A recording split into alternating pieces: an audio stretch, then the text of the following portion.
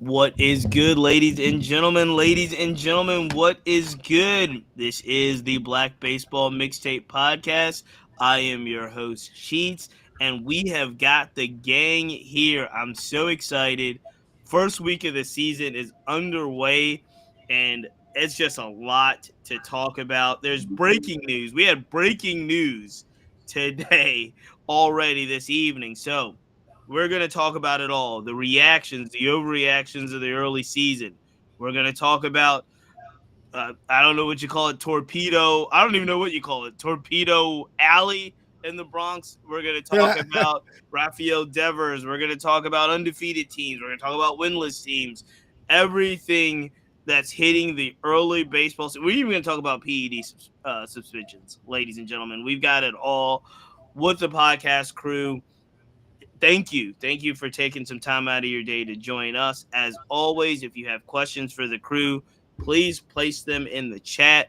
We are live on YouTube. We're live on Instagram. And we are live with our sponsors. So we got to thank our sponsors. Shout out to Stilo Sports, who just posted.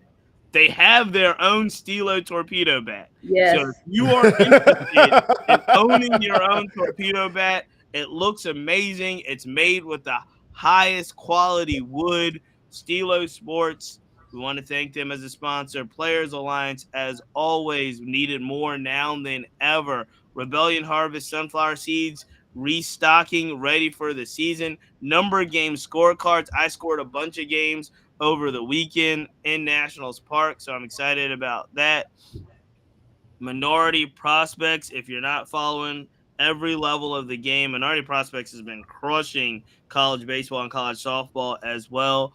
And Red, Black, and Green Baseball. Make sure you check out all of our partners. I'm so excited to have them with us, and I'm excited to have you with us this evening. We've got the whole crew here for Monday night. Flipper Voice, how we feeling? I see you rocking the Mets hat.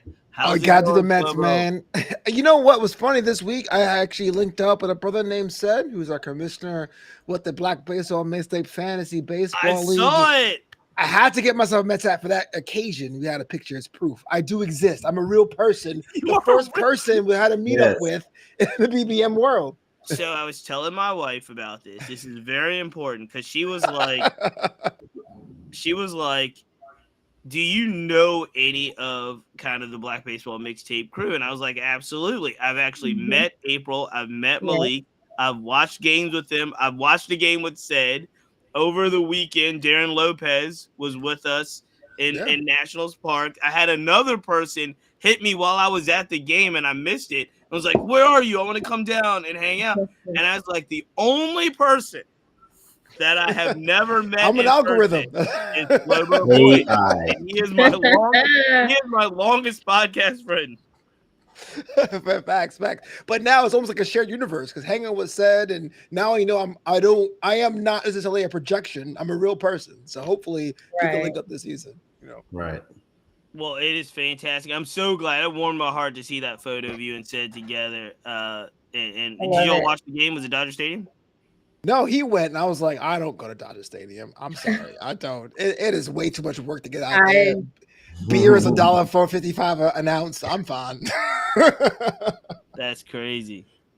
Well, that is awesome that you did that. I'm excited. And let's move to All About April, the host of 10th Inning Talk. How's it going, April? Hey, y'all. It's going well today. I'm excited that MLB season has officially started. So I'm not just focusing on college baseball and softball. I now have something else to be able to occupy my time too. Well, look, there are no tears for you, but there was tears. First of all, the Dodgers are still in position to go 162-0, undefeated throughout the playoffs and win the World Series. But there was some tears in LA. There were some tears in La La Land. Have you been following? In Louisiana, La La Land, or no, tears in LA with the Freddie Freeman news. We're talking about Sasaki. Yeah, I saw that, but I mean, it was his first outing. He gonna be all right. Is he though? Is he though? He gonna I be mean, we saw good. Yamamoto started last year, and he's doing quite well now. Some people just need a little bit more time to be able to adjust. And like I told y'all, we have Mark Pryor. I believe in Mark Pryor, and I believe that Mark Pryor and the pitching staff will have him ready and prepared throughout the season. He is going to be the guy that we believed him to be. Why people were going for him. Absolutely. Well, I believe in Sasaki as Mhm. well, but I mean, he's a young man. He's not. Yamamoto is a lot more mature than Sasaki. He's going to have to get that support system around him for him Yeah. to feel good. Malik, speaking of feeling good, I see you with the Houston Astros hat on. Do you feel good after the first couple of games in Houston? What do you think? I'm feeling good. I mean, playing the Mets, the Yep. Juan Soto twerkathon Mets, the shuffle Mets, and You're right. it was You're such right. a You're good right. series. Not a lot of extra base hits that we saw, Right. but a lot more patience. Cam Smith took a lot of pitches. He was able Yep. to show a lot of great at bats. I'm excited for the Astros, excited for the season. Also tapped into some AAA baseball. We got some hungry players that are trying to get to the league already. Chandler Simpson already stealing bases. Roman Anthony already hitting homers. So AAA season has started as well, and I'm excited about that too. Yes, I've Twerk, been twerk, twerk. locked into the AAA season. So if anybody has been following recently on the Black Baseball Mixtape, we've been giving daily recaps for Black Baseball, both MLB and AAA, and some other things that might be sprinkled in there as well. But the number of black players that are pros, MLB pros, sitting in AAA right now is astonishing. And I'm talking about people you're not even thinking of. Trace Thompson for the Red Sox had 4 RBIs the other night. Reese Hines for the Reds is absolutely crushing it. Crushing it.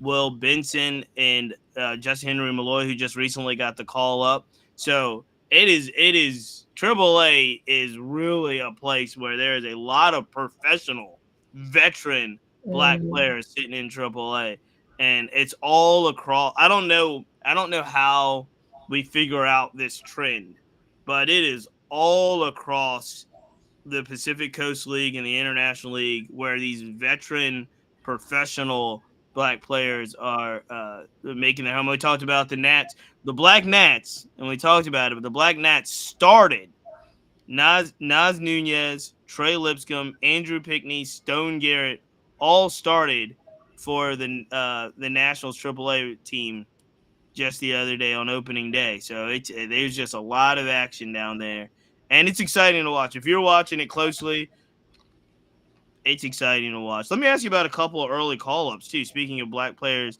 getting the call already, so if you're not following, we just talked Justin Henry Malloy. I don't necessarily even know why he broke camp down, but he broke camp down. He got called up today. Xavier Curry, who pitched extremely well in the spring, has already been called up for the Marlins.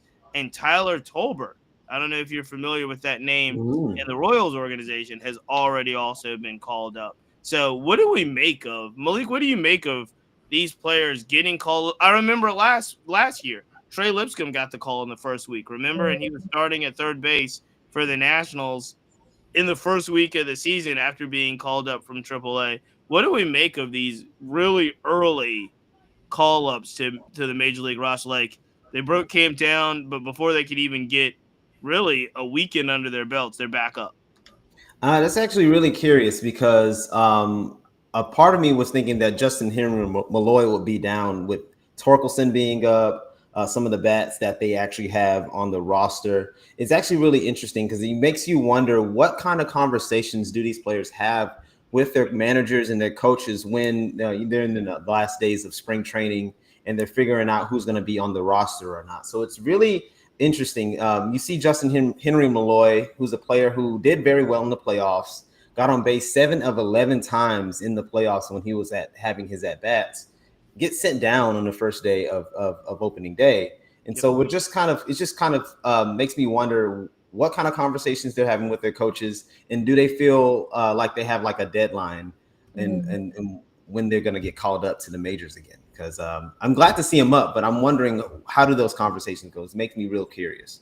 It is, and a guy like, it's confusing to me. Like, I'm interested because I think there's only a matter of time before Will Benton and Reese Hines get called up. Like they're just, I think they're pros, man. I think they're pros, and they're gonna either find a slot for them, and I'm interested to see how that breaks. But yes, early on this season, people are already getting called up, and it's not like there's some folks like Colton Cowser broke his hand already sliding into a base yesterday over Right. the weekend. So you've got to make a roster move there. But some of these roster moves was just like, why did they even? Why did you do Right. this? Why did Yeah. you even break camp with them down? Just so it's a story because he's back up, and you're releasing a pitcher that probably shouldn't have been on the roster anyway. So let's talk as we go through. Let's go around and let's talk early overreaction. So we've had a weekend to play. We've had opening day. We've had, like I said, AAA starting. There is a lot of reactions and there are a lot of overreactions. Flobo, I want to start with you. What is your biggest reaction / overreaction of the young season? Depends what you're looking at, right? The Chicago White Sox are at 500. Give it up for Chicago. But more importantly, is that NL East, man. Who thought the Braves are going to be absolutely winless? And not only that, there are one of three teams that don't have a win at all, including the Twins and the Brewers, right? These are teams that we thought were going to be leading their divisions already are stumbling out of the gate. And you also have teams that are doing very well. Dodgers haven't lost the game quite yet. And the Yankees, I will get into the Yankees a little bit later, but they're also undefeated. So a little bit of topsy-turviness. I thought it'd be a lot more even right now, but we've gotten a lot of upside-down action in the wins and loss columns. Well, let's dig deeper into that. So you mentioned it as well. Teams that have not won a game: the Detroit Tigers 0-3, Minnesota Twins 0-4, Atlanta Braves 0-4, Milwaukee Brewers 0-4. Those are the winless teams. When Right. you look at them, who are you the most concerned about? And we'll ask the group, who are they the most concerned about? Because I know who I'm the most concerned about, but who are you most concerned about? I'm never concerned about the Braves, ever. That's a loaded question there, Cheats. It is, but it's my answer as well. So, well, let's look at the Tigers, right? The Tigers are the ones I would think that the most of us thought they did very, very well last season. And I mean, we had the momentum. And so I thought they would at least have a couple wins to their column. I know only 3 or 4 games have been played, but the fact they got none of those right now is kind of interesting. They tend to be a first half organization, even in down years. So the fact they haven't got a win yet is kind of troubling. I agree with you. April, of those teams, who are you the most concerned about? I will say that I am the most concerned about the Braves, but I had a concern about them preseason. And my concern with them was number one, pitching. And number two, they looked lethargic sometimes on the defensive end. And when I watched them last night, I remember saying to y'all, that game actually should have been worse than what it was. So, and this is literally because the Padres didn't perform to their level of standard. So I don't really know exactly. Maybe Nick Pivetta did, Malik. Nick Pivetta did. He was shoving. That boy did. That pitch had me sweating. That pitch had me sweating, and I wasn't even in the batter's Monday Night Baseball. Nick Pivetta was shoving. But for the Braves, I think that they really need to go back and regroup. But I think that they actually lost another pitcher today. So that is once again not another look. And I know people are going to say, well, when Acuna comes back, that's not till May. So they're gonna have to pick up something. They're playing us beginning tonight, and it's just gonna continue. So can they actually gain momentum again? And tonight is Glasnow's. This is gonna be his first night pitching. So we'll see how it goes for the Braves. I think that they still have something. They still have a good lineup. But they do get in those moments like they did last year in the beginning of the season. They were just slow to move with the bats. Yeah, that was my concern. My concern was the 18 plus scoreless innings, right? So they lost their first 2 games, but I think in the last 2 games they've got shut out by the Padres. And then I was like, okay, now you're supposed to get right, and guess what? You get to go play the Dodgers. So class that I was going, and it's like they're on the West Coast, they're not hitting, they're not scoring runs, and they just look they don't look like a strong baseball team right now. They look very. Upon that, we'll talk about this a little bit later in the episode. That sucks. But they took a big hit today, a huge hit today, an 80-game hit today, right? So we're of the winless teams. I'm also concerned about the Braves because they, I don't know if they're going to have a lot of time early on to get right. And you've heard the adage, you can't win the pennant in March and April, but you can certainly lose the pennant early in the season if you dig yourself into too big of a hole to dig yourself out of. So can I jump in here real quick, Cheats? I mean, I know this. I don't want to hijack the show, but like the Washington Nationals were kind of like the wild card in the NL East, right? They could have finished 4th, they could have finished 3rd. You kind of want to see them do well because they have been so futile for so long. I mean, I'm not saying the Braves deserve to be in the bottom, but I would say if there was going to be one person that's going to have a lot of their lunch taken away if the Nationals are good, it would be Atlanta. No, that was my thought process. Again, what was my saying all through the prediction show is like something's got to give. Yep. We just can't like continue to have teams get better without something giving. I, as somebody that watched the Nationals play both on Saturday and Sunday, and they played the Phillies, which is a really good team. Right. I don't think the Nationals are even close to being, close to being a team that's going to spark up and scare people.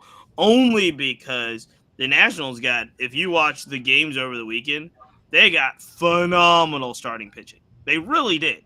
If you look at the score for the first 6 innings of all of those games, they got really good starting pitching. Mackenzie Gore was almost lights out opening day. And they get to the back end of that rotation, and they go in the bullpen, and they just get torched, right? Like they are lucky, I think, to get the 1 win off the Phillies because I don't expect them to pitch as well as they go through the season. And if they're not pitching that well, that lineup right now is not scoring a ton of runs. And again, this is all early. This is all overreactions. But the outfield of Wood, Jacob Young, and Dylan Cruz right now isn't, you know what I mean? They're not lights out, right? So Josh Bell just hit his first home run yesterday. I was in the stadium, but that was his first one. So and again, is only game 3. Like there's a lot to talk about, but I do think, I don't think the Nats are there. Obviously, I don't think the Marlins are there, and I still think there's opportunity. Like early on, there's opportunity for the Braves to be good, but you're gonna have to play the Mets and the Phillies, and the Mets and the Phillies, I think, are gonna be good. The Phillies are definitely gonna be good if they stay healthy. That lineup is really good. Yeah, so, Kyle Schwarber already has like 3 bombs. So yeah, he looked good. Yeah, I mean, I'm just the one thing about the Phillies that does throw me off is Schwarber. Schwarber is no reason he should be a leadoff hitter. I have been saying this. He should be a leadoff hitter. Oh my God! You think he should be a leadoff hitter? Malik, wait. Why the debate? He should be a leadoff hitter. I know. I'm gonna bring that young analytical. The thing about being a leadoff hitter is that you're talking about Schwarber leading off once every game, really. If you're talking about guys getting on base in the 3rd or 4th or even like the 5th inning, he's going to have a propensity to have men on base when he's hitting, right? Or you have the opportunity to hit a home run to start the game. So he gets on base at a 370 clip. I mean, he's amazing. He's an amazing hitter. My thing with that, though, is I feel like it has an effect on Trey.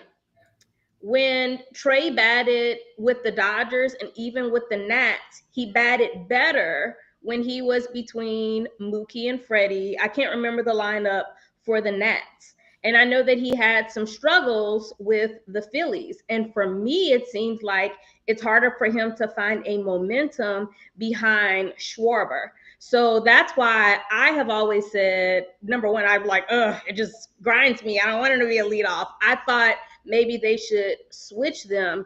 And I think that it might actually benefit the team and Trey to have him leading off. That is a good point, but Well, at the same time, if Kyle feels like he can hit 45 home runs and he has to do it with leading off instead of 35 home runs, I think we have to hit him in the leadoff spot just for his comfortability, just kind of like George. I mean, it doesn't bother me, but he might bat 220 to 232. So I mean, hey, on look, base percentage is cool. somebody. So we were having this conversation in the stadium on Saturday, and somebody pointed out you just want one of your best hitters up as many times as possible in the game. And they use the Dodgers as reference. They were like, Shohei Ohtani's their leadoff hitter. right. Shohei Ohtani should not, like, as great as he is in a traditional lineup, he's not going to be your leadoff hitter. He's your leadoff hitter, right? Like, and so Schwarber is I don't know if the Phillies are doing the same thing as the Dodgers, because obviously the Dodgers have the luxury of following him with Mookie and Freddie and Teoscar, which are, still big run producing guys. But Schwarber is by far like I get more scared about Kyle Schwarber than I do just about anybody else in that lineup. Like, he's that good, and he proves it time and time again. So, yep. With the Freddie, Mookie, Shohei thing, Dave actually talked to each of them individually and asked how they felt about it. Freddie said he ain't want to bat first. Mookie said he didn't care, and Shohei had the preference for it. So that's where the beginning 1, 2, 3 ultimately came from. Yep. Very nice. Makes sense. It's interesting. Having that question pop to the players, Mm-hmm. And I think that's why the players respect him so much, that it's a cultural thing where they get to participate within the team. There you go. So hold on, we were still going. So my choice of the concerning teams was the Braves. April's, yours was too. Globo, you were with the Tigers. Yeah. Malik, who of the winless teams, who are you most concerned about? Okay, so at first I was gonna say the Braves, but I'm gonna have to pick are the Twins winless? Yes, they are. So I didn't want to believe it. I knew it. I didn't want to believe it, but to go against a team today and lose to a team that you were supposed to win against, I mean, like, Chris Paddock, he might be a certified James Beard Award winner for how many meatballs he gave up in this game. Come on, Malik. Damn. Come on, bro. Like, James Beard, not even a Michelin in star. The cold weather, James Beard. 9 it was not looking good. The lineup has been striking out. The injuries are concerning. Royce Lewis, where is he going to be? And it makes me, I mean, like, I get hopeful because they have such good prospects. They got Walker Jenkins. They have Emmanuel Rodriguez, which could be left-handed Julio Rodriguez. That's my prediction for him. But if they're getting injured and they're striking out and they're not performing, it's like it's going to be a 3-horse race instead of a 4-horse race.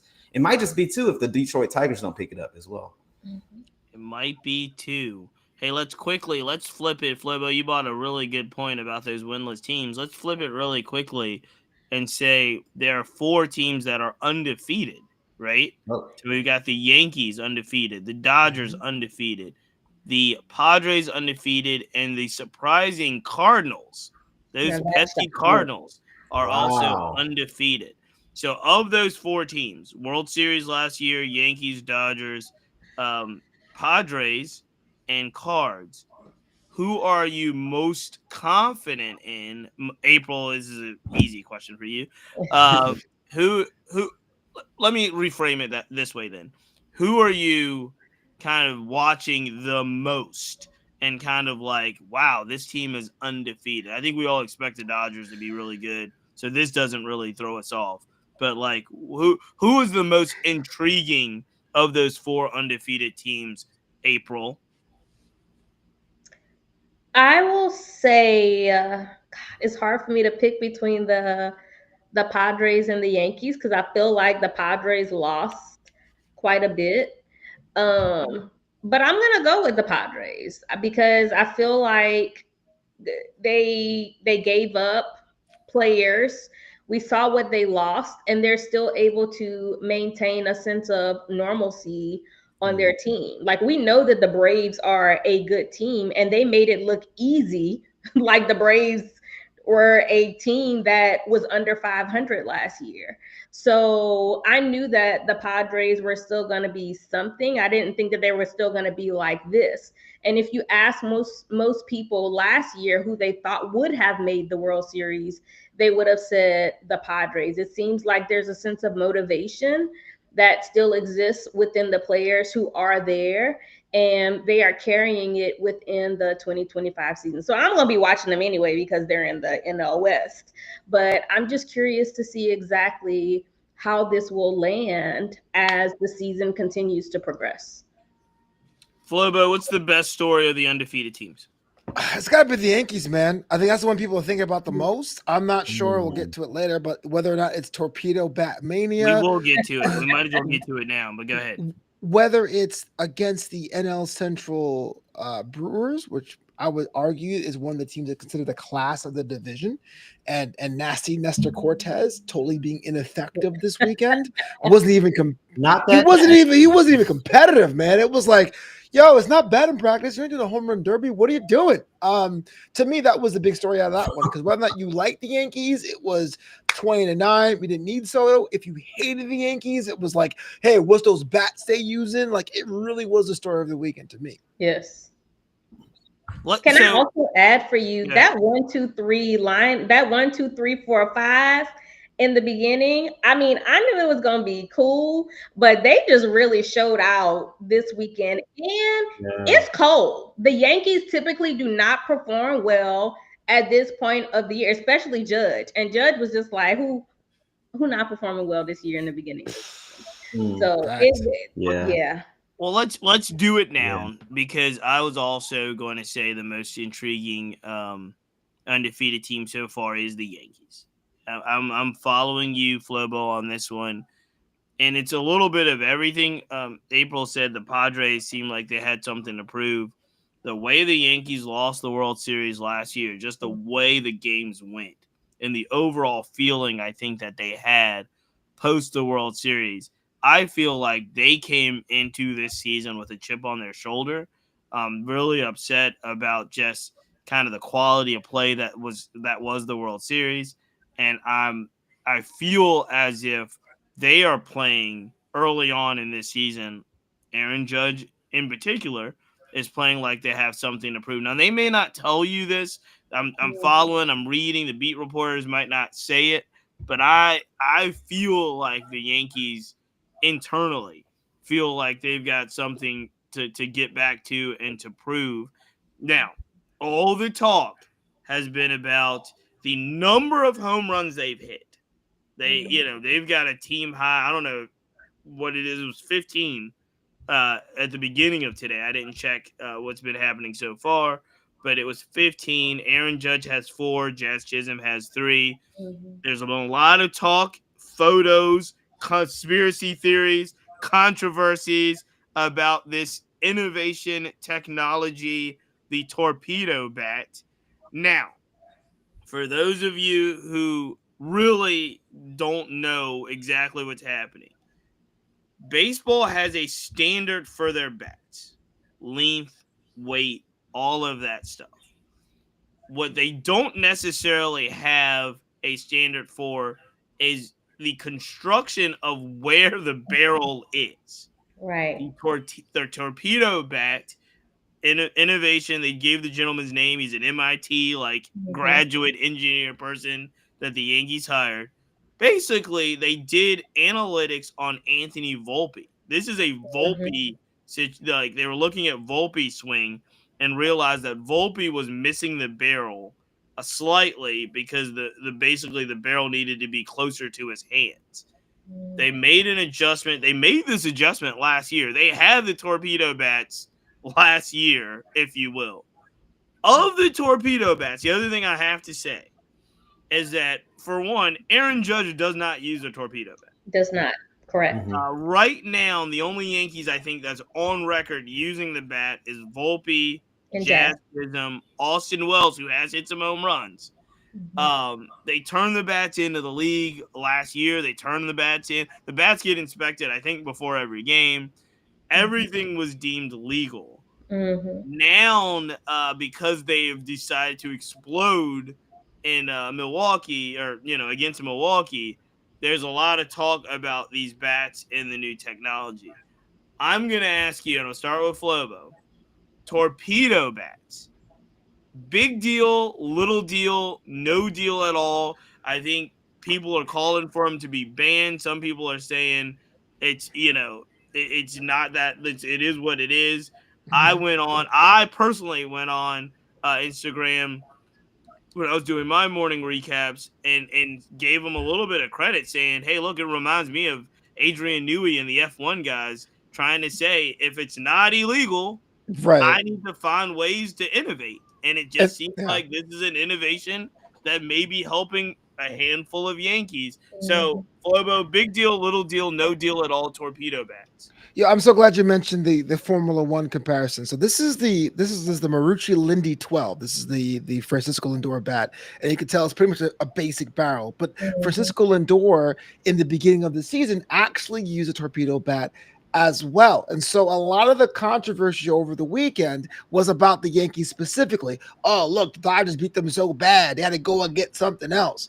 And if you would ask me on Saturday, I would say there's no way, because I was under the impression that team sports had to have equal equipment and the skill will be the one to persevere. But you've noticed Marucci has had content released. MLB has content released. They have released the names of people who've used torpedo bats as well. So they are fine with it as it is. And so, to your point, maybe it is like Formula One where there is room for innovation. I probably would not do a torpedo bat. I don't remember myself winning the World Series as a kid with a torpedo bat, but as it is right now, it is completely legal to have them. So maybe I got sold over the weekend. Now, the Yankees still have to win the games. They're undefeated now, so it's probably a bad comparison. But if they lose the games later on, do you blame the torpedo bats for that?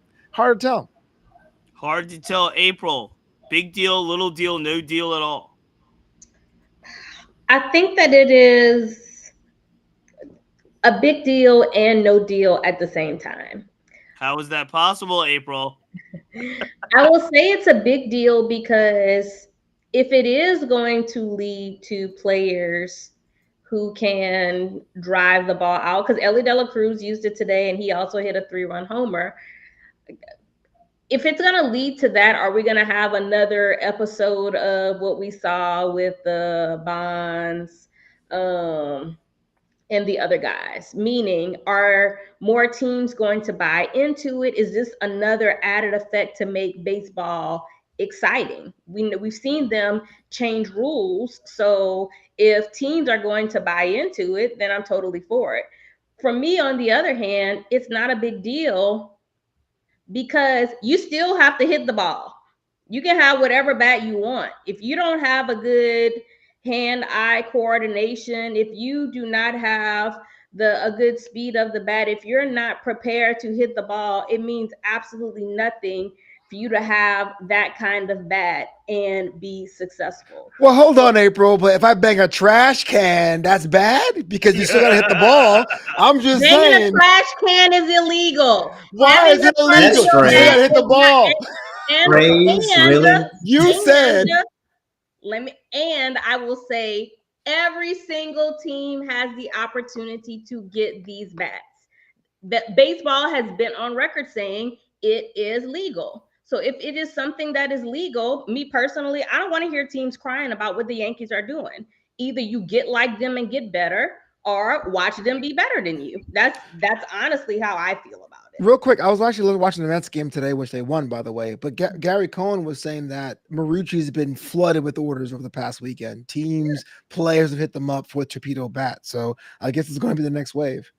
And Yeah, you but I can mean, buy if you can have a bat and still not hit it, what is that gonna do? Now, my question to y'all is: was this the bat that people were saying that Stanton was using that led to this injury? Oh, I don't think so, but I think Stanton I might have don't used a know. torpedo bat last year. okay. They may have. Yeah. Um, I think he just swings the bat Yeah, really he's a really hard, big man. and Yeah. But you can he's again just a reminder. One of our sponsors and partners, Stilo Sports. You can buy your very own torpedo bat right now. Uh, Malik, Mhm. big Yes. deal, little deal, no deal at all. Okay, I think it is definitely a big deal, mostly because I think it's going to get people to research. So the big deal is do research because the bat itself is really the way the bat has its weight distributed is just a way for specific players. So if you're a player who likes their bat to be heavy loaded on one side, or you're a player who likes their bat a lot more even, it's really based on preference. And so I think that the big deal is it's going to get a lot of more people into the game of baseball, a little bit more into the data. It kind of reminds me a little bit about when we had a big, fuss about pitchers doctoring the ball. That's something that we talked about in the game and how pitchers were using spider tack and finding advantages in the game in which created a whirlwind of spin rates and velocity upticks and things like that. And so now we have this bat situation. So players are just adjusting to the game as it's given to them. These pitchers are getting better, and players are like Volpe, who have a different swing, are going to have to adjust to the game with the types of bats they're using. And so I think it's a big deal because it's helping people to just get more into the game, helping them to do more research and learn about their favorite players. So you guys brought up a good point, and I do want to ask if indeed there is a flood of orders, right, for Major League Baseball teams getting torpedo bats. And in turn, because of these high usage of these style bats, we see home run numbers explode. I'm not saying we will, but if we do see home run numbers explode this season, say everybody gets them and they have a record number of home runs this year, does that lead you to think there's quote unquote an asterisk on the numbers of those seasons? Does that lead us to think that they will ultimately change the rules of the bat, because it seems as if, I don't know if it's, everybody knows it's legal this season, but if we see an explosion of home runs from the LA Dela Cruzes and other folks that start to use it, do we change things? Because do we look at it like performing enhancing drugs? I think that's a very, I'm going to say slippery slope, but that's a very in the weeds situation, right? Because even the preference of wood being used and selected for these bats have changed over the past 50 years. I think it comes to a point where you're either going to asterisk everything or let it go. If it's considered illegal next season, then I think whatever happens beforehand is considered grandfather, like spitting in their palm before you pitch.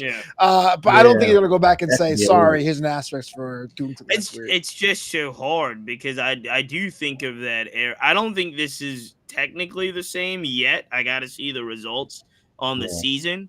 But I mean, obviously, there are so many players that was caught up in PEDs at a certain time in the game. The majority of those players did not get caught. The majority of those players did not test anyway, or it was illegal at the time. I mean, I'm not even thinking about PEDs in some ways. Remember the McGuire and creatine stuff, right? Like certain things that was like, this is not, not outlawed or whatever types of things. And it's like, do those numbers, do they stand? Do they not stand? Do we look at them differently? Are we going to look back at this era and say, I don't, I can't imagine who, because again, Judge, for the record, Judge doesn't use one. But say if Austin Wells, who's using a torpedo bat, finishes with 62 home runs, should we be concerned? I don't know. Let me also say, we've seen an uptick in the amount of bases that people are stealing because of how the rules have changed. I don't see them changing the rules back to what they were. Despite it, I don't see anybody still breaking Ricky Henderson's record, and I don't think that MLB or people are looking at them as manipulating the system. I think that people are excited to see people have these stolen bases. And I think for the moment, people are, and MLB is going to be excited to see people get excited about these home runs if that happens to be the overwhelming result of these bats. Malik, that's interesting. Does MLB kind of look away this year? Like, so for Yeah. example, Mhm. and I hate to bring this up because it's not the same. And I want to be very clear to everyone listening to the podcast. It is not the same.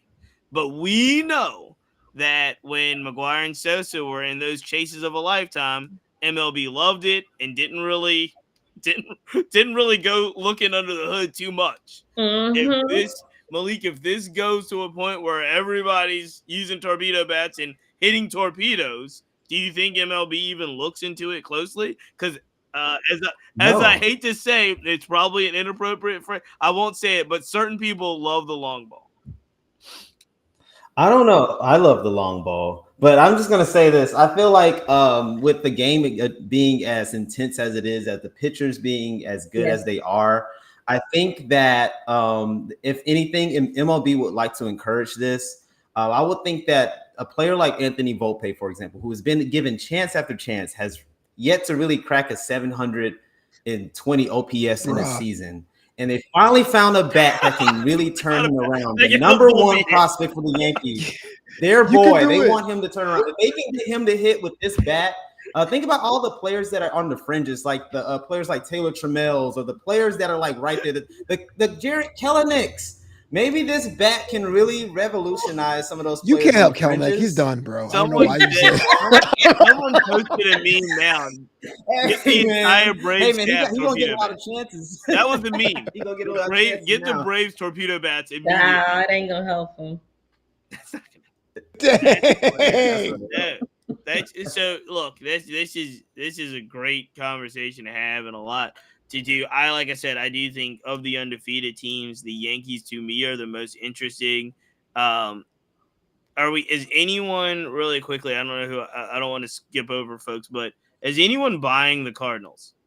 No.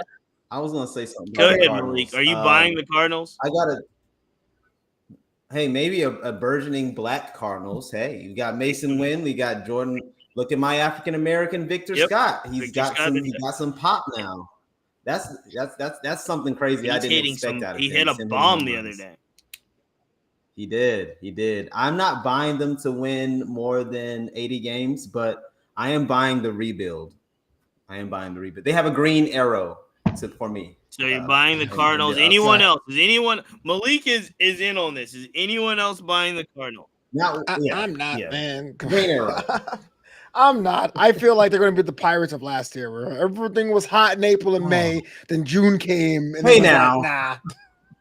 I was gonna bring this up because y'all clipped me out so much when the Pirates were on the roll, and I was like, "Is anyone believing in the Pirates?" No. And I was the guy that was like, "No, I'm not believing." Yeah, this. I was. I don't. Not good. I need to see more. I mean, shout out to the Cardinals. They are 3-0. Shout out to the Cardinals. Shout out. I think their run differential is plus 13.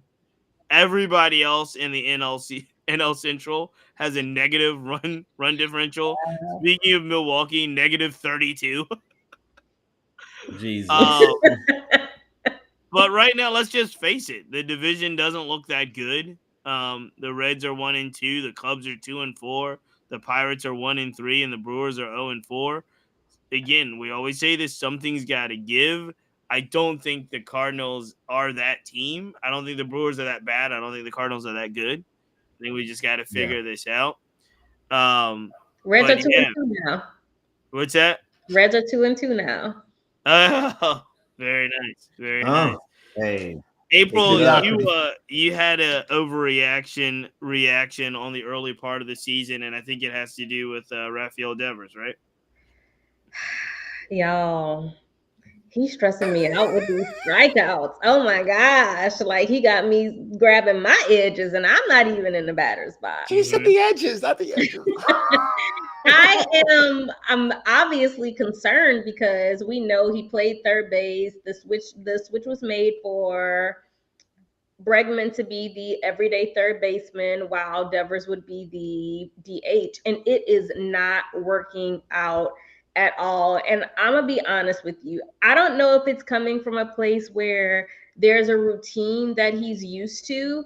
and that routine is not working for him, so he has to find a new routine, or he mad and the anger is coming up in his at bats, or is it a combination of both? And I saw some players talk about this. I saw Matt Kemp talk about how we don't realize how not being in sync in a particular way can affect a player. But I'm mind blown by it because I like him as a player and I want to see him succeed.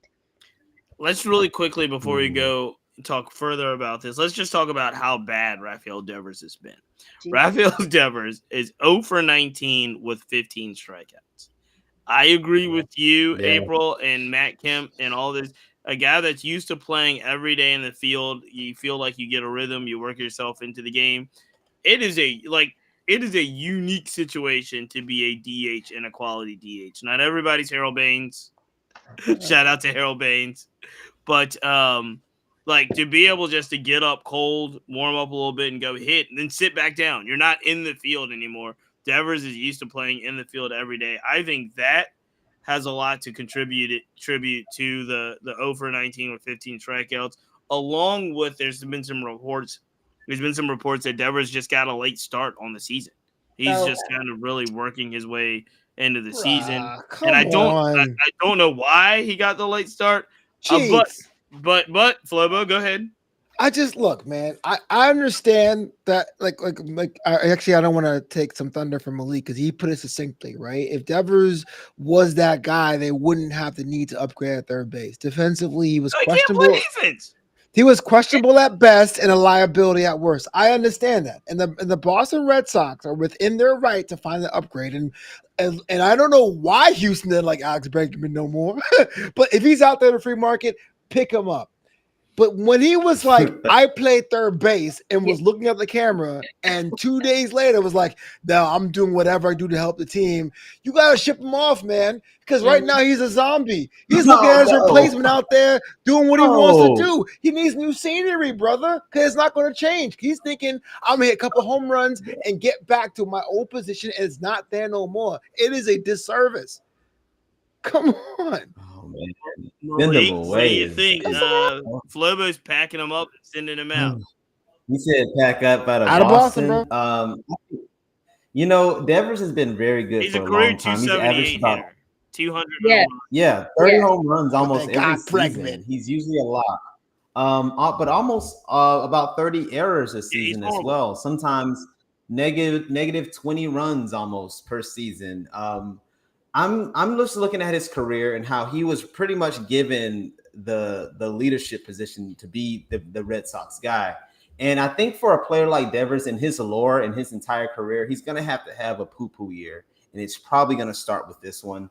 Just with the start of having 15 strikeouts on his ledger within the first week. That's nothing. He's never done this before. And so he's going to need to talk to David Ortiz. We all said this. He needs to lock in with Poppy. Maybe he needs to lock in with some other DHs and some career guys who can help him. This is also a very unique situation. He's very young to be a DH. Edgar Martinez didn't become a DH until he was about 32, and even then he was still hitting. But with Devers, I think that he's going to have to just maybe he should just get next to Bregman and learn how to play third base a little better. If Devers really wanted to be better at third base, he would have. Get next to Bregman.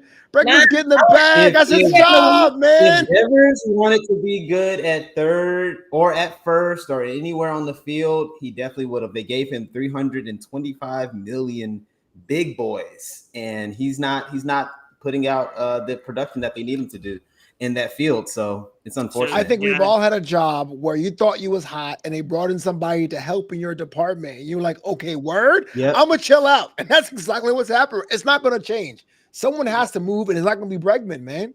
My daddy said the same thing. Let me tell you who's not going to chill out, because we have breaking news as we speak that I think broke while we were on this podcast from Red Sox land. Left-hander Garrett Crochet and the Boston Red Sox are in agreement on a 6-year, $170 million contract extension. This comes from Jeff Passan at ESPN. The deal starts in 2026 and includes an opt-out after 2030. by far the largest deal ever for a pitcher with 4+ years of service. So, I thought you were about to say something that I don't want to say because y'all know he my pick for the year. So whenever you said break it down, I was like, Lord, please don't let it be another injury. breaking news. Yeah, I was like, oh no. Shout out to Jeff Passan, ESPN, but according to Jeff Passan, I love it. the Red Sox have broken out the bag for Crochet, which we all, when he came here, the extension was going to come. He asked for but that, I mean, hey, look, you got to be happy. You've got to be happy, even though the Red Sox took the L today. Shout out to the Orioles, who are playing better than I thought early on in the season. Batista got a save. Cano got a hold today.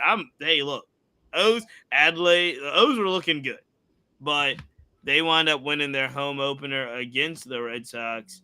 But yeah, Crochet. I mean, clearly, I just think this is the right thing to do, right? It's just the right thing to do. You got to be excited about the future of Boston, right? He was either now or never. If they didn't lock him up this year, he was probably going to do very well. And just like Tarek, who I anticipate is going to leave, he would have left. And so somebody else is going to be willing to pay more money, so you better lock him up while you got him. Exactly. All right. Well, look, we talked about the Yankees. We talked about the Bats. We talked about Devers. What are some other overreactions to the early part of the season? What did you have, Malik? And the White Sox are not going to be bad. They're not going to be trash this year. Did y'all see that starting rotation? I think every one of the starters from the White Sox went 5+ innings and 2 runs or less given up. And okay, they played the Angels, okay, but they have Mike Trout in that lineup. There are some hitters in that lineup that could have, put some runs up against the White Sox. I really loved how they just are playing for their manager. You can see all those young players are just trying to get on the field. They seem to be hungry. I'm not going to say that the White Sox are going to be over 500 this year. That's just far from the truth. But I feel like have a green arrow on this team with their farm system coming up. They have a coach that the players want to get behind. It's not last year's coach. And you have some really good pitching behind them. And you have some prospects, I guess you call them Randy Johnson clones, maybe, in the minor leagues with the White Sox that are coming up. And so they have some exciting things happening for them.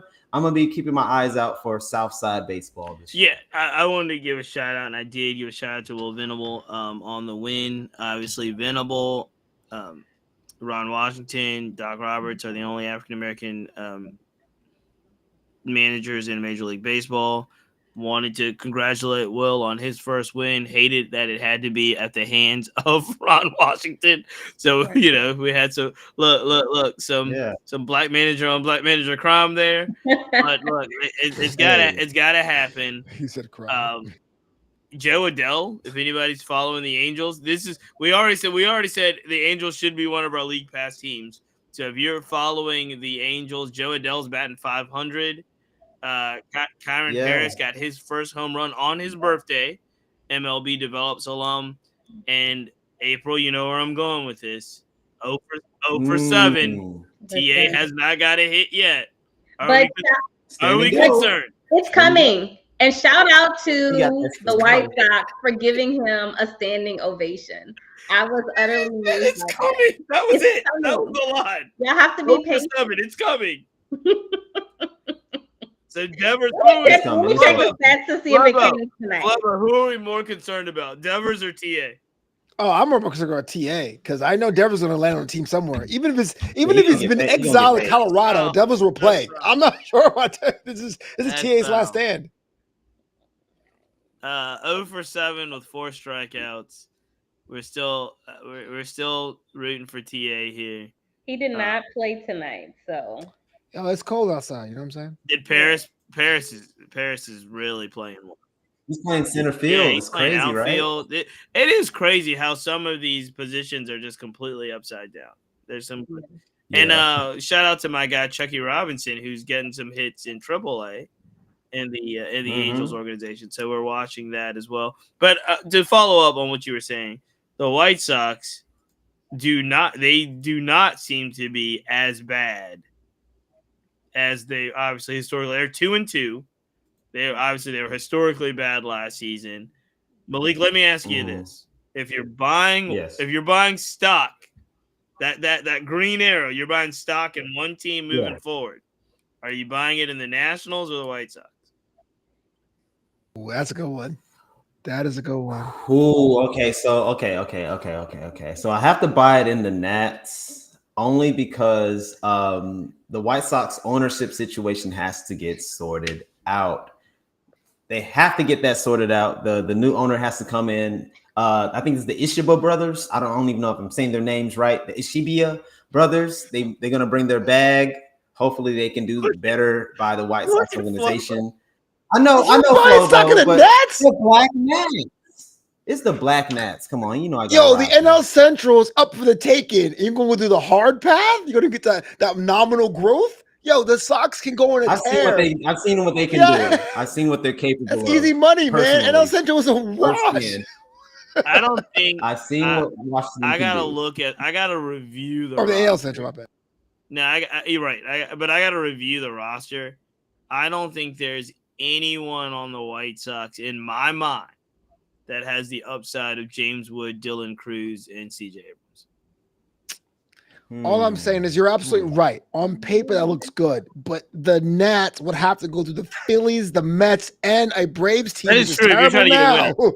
You look at but the AL Central is like you can flip a coin and have a winner. Like I'm going with that one, man. That is true. That is true. I would say maybe Miguel Vargas. Yeah, I feel sorry for him. He has a good bat. He just needs a chance. Every once Vargas does. Every once in a while, because of the way these teams are structured, we talked about all the pros that I think are in AAA. There's a couple of AAA teams that look like MLB teams. And hey, look, the AAA team for the White Sox is the Charlotte Knights. And Charlotte has some players. Like they sent Caleres down, Oscar. Like they've sent some folks. I think is Jimenez down.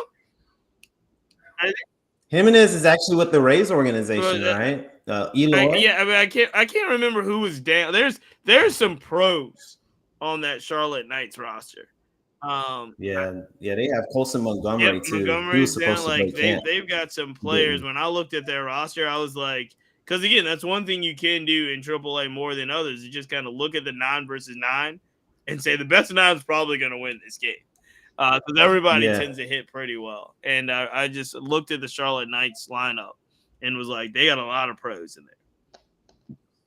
They do. All right. So before we switch gears here, we're coming up on the hour. One of the things I wanted to bring up and we talked about a little bit is MLB released their most popular jerseys. We always love jersey sales here at the Black Baseball Mixtape. I will also say, speaking of jerseys, I was in DC over the weekend, and they debuted their new City Connects jersey. Highly controversial. There are folks that very much love the 2025 National City Connect jersey. There are some folks that are irate in anger that they're moving off of the cherry blossom jersey that they had a couple of years ago. And there's a lot of conversation about what City Connect jersey is better. Should we still continue to rock the cherry blossom City Connect jersey? I do remember it's been a while because the photos, the promo photos of the cherry blossom still had Juan Soto on. Soto was the guy doing this in the Washington National City Connect cherry blossom jersey. This is the other thing I'll say about, I can't tell you, I like the cherry blossoms better, but this is what I'll say. My son, who is a Phillies fan, so we're in Nationals Park. Cameron is a Phillies fan. He's wearing his Phillies City Connect jersey, his Phillies City Connect hat, and I'm like, bro, like, what are you doing here? Either way, though, 38,000 folks, 85% of them are Philly fans, by the way, in Washington. Wow. Just letting you know on Saturday night. I say all that to say he loves James Wood. He's a James Wood fan. He's met James Wood in Richmond. He's met James Wood as he's kind of gone through James Wood's career. He's a huge James Wood fan. So he looks at me and says, Dad, I want a James Wood City Connect jersey. Out of my mind excited. Completely. I'm like, yes, son. I don't care what the price is. You're getting a James Wood City Connect jersey. I get to the team store. I look at the youth size James Wood City Connect jerseys. $199. I said, son, you're not getting a James Wood. That's ridiculous. I love everything about James Wood. I love everything about the City Connect jerseys. MLB, but the youth jersey with the name on the back, James Wood for youth, was $199. If you don't get the name on the back, it's $175. Just for the jersey without the name on the back. I couldn't do it. I couldn't in good conscience buy this jersey right now. This is a jersey that a 10-year-old's not going to wear next year. He can't. He's going to outgrow it. I mean, that's going rate though, man. You acting like a pop right now. Back in my day, they were $30. They ain't $30 no more, Chiefs. They're gonna cost you two bills. I can't do it. Fanatic sale. You gotta go that DH gate, bro. What are you doing? I can't do it. I can't do it. All right, sorry, a long-winded story, but here's the thing: MLB released the jerseys since the World Series, the most popular jerseys since the culmination of the World Series. As expected, we've got a list of Shohei at 1. Shohei should be number 1. Shohei should be number 1 globally. We're very excited about it. Number 2 is a surprise to me. Freddie Freeman. Number 3, Juan Soto Mets jersey. Also a surprise to be that, like, number 3. It's a surprise to me to be the number 3 selling jersey since the World Series. Soto Met jersey. Let's go. Number 4, Mookie Betts Dodgers, followed by Judge, Yankees, Lindor, Harper. Another surprise, and we talk about Houston all the time. Altuve is still number 8. Acuna, Yamamoto round out the top 10. You've got the top 20 in front of you. Is there any surprises? I already told you, I think Soto's a little bit of a surprise. I think Altuve at 8 is a huge surprise to me. That's probably it. I mean, Tatis is 12, Ellie's 13, Gunner's 14, Skeens being 15. Skeens is a little low for me, given how much they drive them. I'm curious. Are they buying Volpe jerseys to burn them, or like how? No, who's buying all the Volpe jerseys? Because every time I hear about Volpe, I like Volpe, but it seems like Yankees fans don't like Billy, you've been giving a lot of Volpe shade today. In the Discord, I say love to Volpe. But, in private, I love podcast. I think that the voice seems like a lot of people beat him up a little bit in the comments. They do. They do. I don't understand it. George Lombard's coming. Look, give him 3 years. Give him 2-3 years. Volpe's out of there. George Lombard. Another 4 or 5 years. He'll be good. I think that the Volpe thing comes because he's a New York guy who happened to make it to the World Series. Yeah. I think that's where that came from. No, I just think he's a Yankee. Younger too. I think he's a Yankee shortstop. Yankee shortstop by default should get you in the top 20. Right. I don't know. But the Kike being in the top 20, Kike, come on. Me. I was not expecting that. I'm not a Kike hater. Like, of course, I will hate the Dodgers, no problem. But I ain't a Kike hater. I think people love him. He's a likable guy. But like, he to me is the folk hero of that squad. It'd be like if Jesse Winker got in the top 20. You know what I'm saying? Like, it's like, all right, Kike, go get it. You know, but I can see it though. I can see it. Where's Teoscar? Why is not Teoscar top 20? I said this. Hernandez. Oh yeah, they have the same last name, so that's interesting. Yeah, I mean, I don't know. I do love seeing Seager in the top 22 because that's nice. One of my faves. It's Texas. I am convinced now that the Astros and the Rangers have some thing because who I'm surprised it's not on there is Cal Tucker. Is it just because he left? Houston? Is it just because he left Houston? He's not that exciting as a interview. He's not really that marketable. No, because Cal Tucker on the Astros would be in the top 20. Is Kyle Tucker less popular than Kike Hernandez? Like yes, he actually is. Yeah. So and for some reason, Kyle Tucker and Alex Bregman both. Well, now you can say Bregman because he waited so long to pick a team. Yeah, he did. Like you didn't know what you were gonna get. But Tucker is one of the more popular players, or had been in Houston. Again, Altuve is still. Look, Altuve. This is since the All-Star. This is since the World Series. I cannot believe Altuve is number 8. Like they are just people going love crazy him. Not me, but people love him. There's a lot of short I had to kings. clarify that. There are a lot of short kings that are buying this jersey Hey, right look, now. I am one of them. I don't have his jersey, but hey, look. Hey, we'll never have his jersey, but when you walk into an Astros game, it's like when Correa was there. You just saw Correa jerseys everywhere.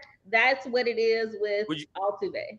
Would you like my prediction? My probably not hard prediction. I don't know if we'll ever get top 50 numbers, but I'm gonna say by possibly the All-Star break of this year, if they went from opening day to All-Star break, I would say Cam Smith is going to be in the top 40 of jerseys just because he plays in Houston. People are going to buy Cam Smith jerseys all hopefully. So, yeah, definitely. All right. Last question is before we get out of here in today's wonderful podcast, and I'll go back to the jerseys. If you could buy a jersey, one jersey that you're going to wear for the rest of this season, the 2025 season, what jersey are you buying? What player and what style of jersey do you buy? Mookie Betts, the blue Dodgers jersey. Gold back? Blue. Opening day? So was that an opening day thing, the gold back for the championships? Yeah. I thought it was really cool. You should buy a gold. I think gold back is great. Okay. But no, I love the blue jerseys. They just I love them so much. So and I get white jerseys, so that's why I'm kind of like, I don't know about white. But yeah. Mookie Betts, blue, Dodger blue. Malik, what say you? I think I'm gonna buy, even though I don't want to give Fisher any money, I would buy a Butler jersey. A Butler number 4, Kelly Green. Yes. Yes, I'm definitely gonna get that one. Yeah, I just wanna have Butler. So. like that one. Dang. Slobo.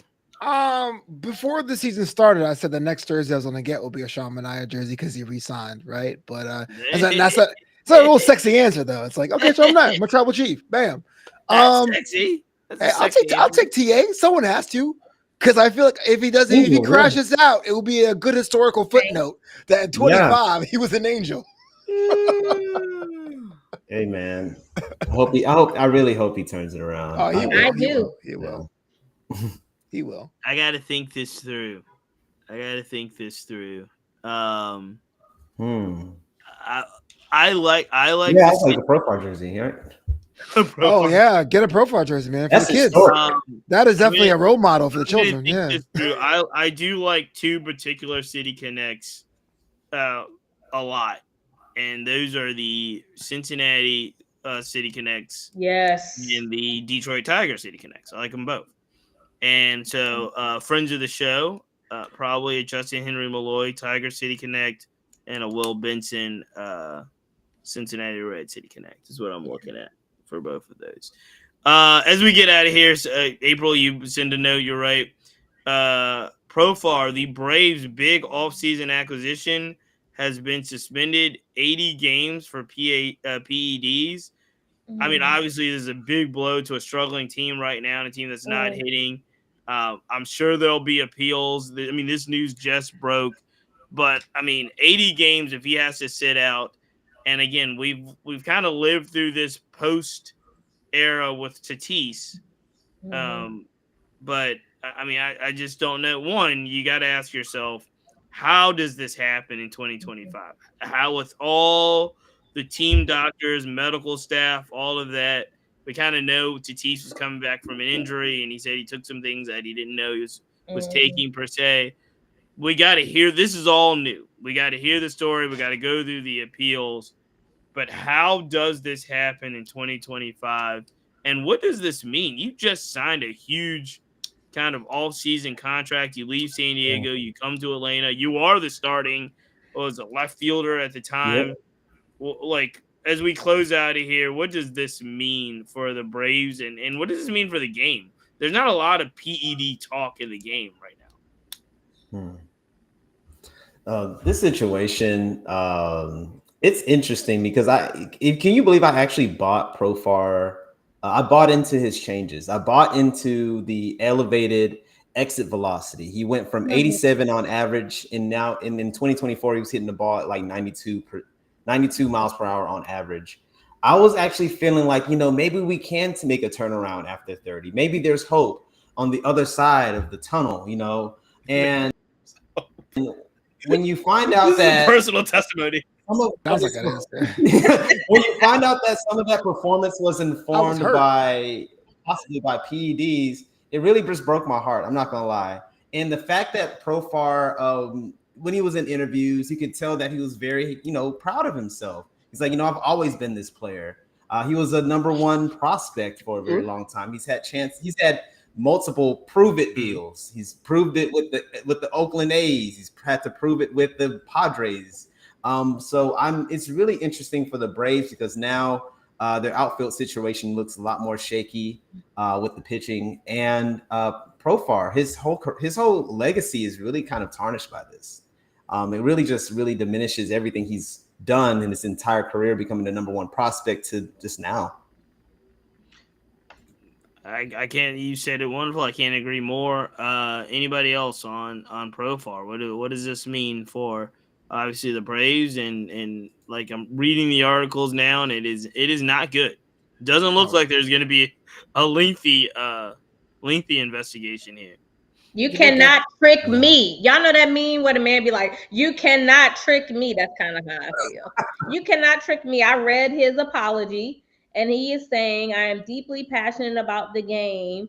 However, I would never willingly take a banned substance." That's what he said about twice within his apology.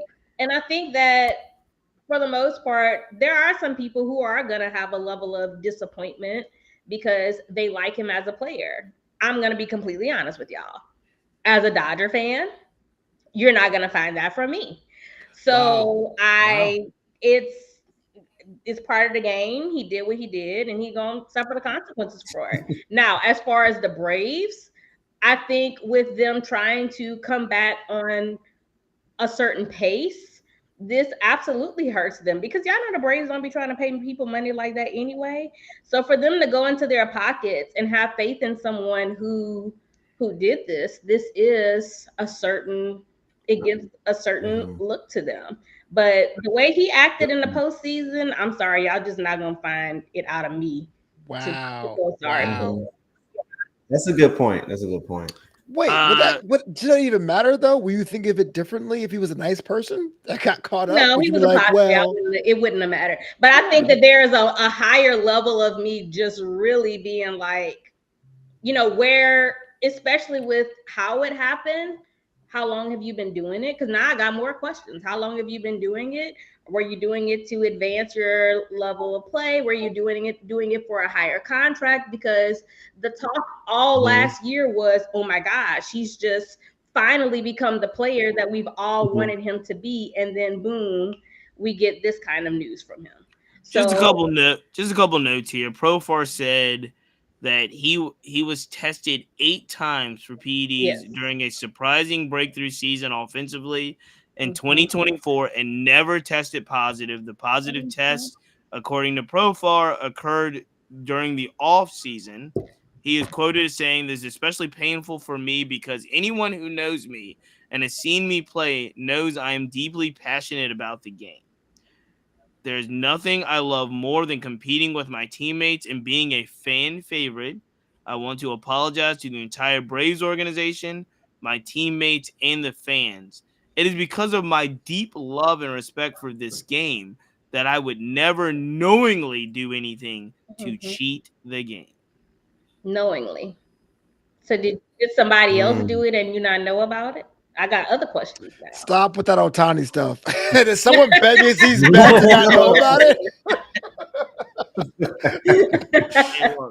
I mean, like, again, yeah. somebody that was in San Diego, somebody that played alongside Fernando Tatis, I would think you would need to, you need to learn. You need to learn from some of the things that has happened in the not so recent past there.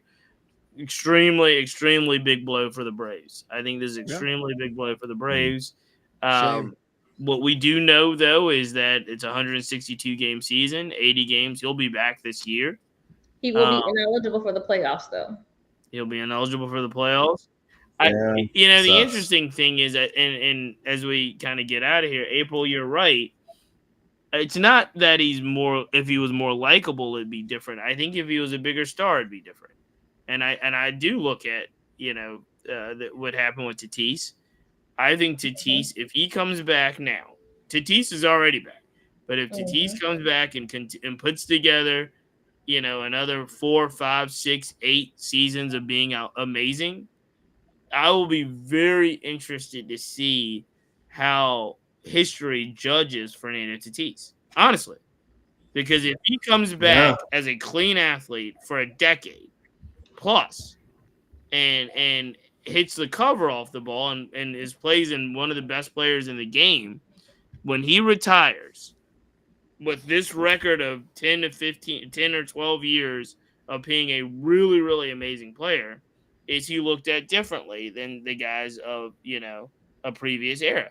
I'll be interested to see. I think he has to be because, he's already more liked. I think that is a great point for you. He's already more liked. There were people who were already rooting for him to come back and do well, and he looked good in that series in the Braves versus the Padres. So yeah, I actually agree, and I think that to bring an example, remember Nelly Cruz and when he first had his PED scare with the Rangers, and he was more of a speed power player. The way that he took the suspension is something that we're gonna have to pay attention to.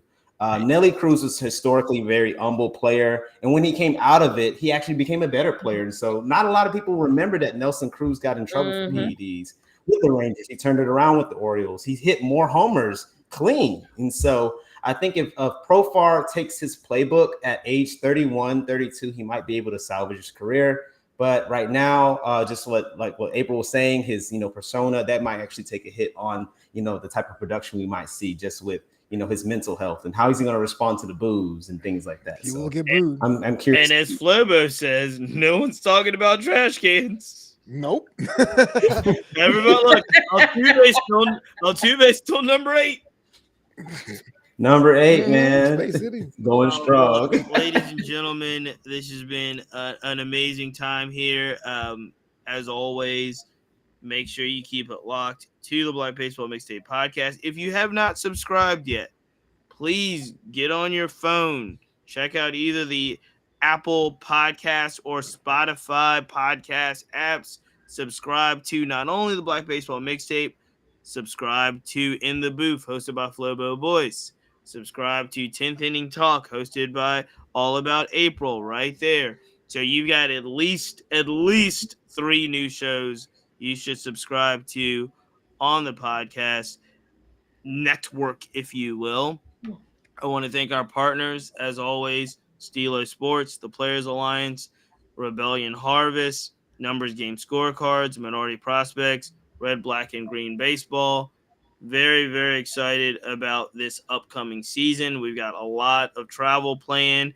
Flobo was just texting me today that he's going to be in Toronto and Detroit, is it? Yep, this week. He's going to be in Toronto and Detroit. AAA has already started. MLB's already started, but Double A baseball starts on Friday. I live here in Richmond. Excited. We got tickets for the weekend for our beloved Richmond Flying Squirrels. So we're gonna be all over. I'm gonna be in Yankee Stadium. I want to say 2 weekends from now. Oh, I'll be up in the Bronx. So there's a lot of travel coming, a lot of wonderful things coming. April, you got I see you're flagging me down. I'm gonna be at the LSU A&M game in a couple weeks for softball as well. There So you go. be on the lookout for that. They're both ranked in the top 10. So I want to make sure I get that in before the regionals and super regionals come in. There you go. I mean, we'll be all over. So again, thank you for following today. We'll be back on Thursday with the good brother Lewis Brunson as well. So make sure you just subscribe and enjoy the week that is coming of baseball excitement. Lots going on. So we're out.